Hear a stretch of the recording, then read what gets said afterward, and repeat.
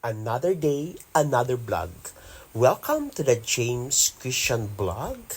Nandito naman tayo ngayon backstage sa Bugal Kang Hablon 2025 here in Santa Barbara, Igbaras, Iloilo.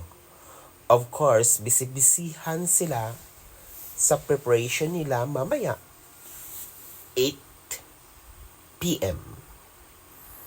sa Hablon, Bugal sang Hablon 2025. Of course, nandito ako sa backstage, sa dressing room upang i-check ang mga contestant, ang mga candidates, kung okay na sila. Ito pala ang dressing room nila. Maliit lang pero alam mo naman, 'di ba? Kailangan nila ang beauty, ang makeup mamaya para sa kanilang production number. Yes, ay ang ganda pala ng stage nila dito. Bugal Kang Hablon 2025. Well, ito na po ang isang candidate. Naghihintay na lang sa production number. Wow, ito po ang reigning queen. Ang ganda ng suot niya na hablon. Wow. Ito po ang candidate number 2. Naghihintay na lang.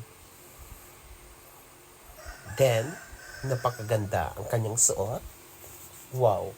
Ganyan talaga ang vlogger. Kailangan ko talaga kumuha ng mga video everyday para magkakaroon dito ng earnings po.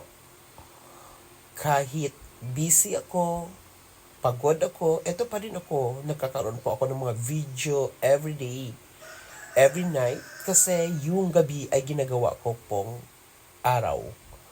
Wow, ang ganda naman itong babae na ito. Then ito po ang MC nila. Todos makeup naman para sa mamayang event. Wow. Then, ito na po. Signing off.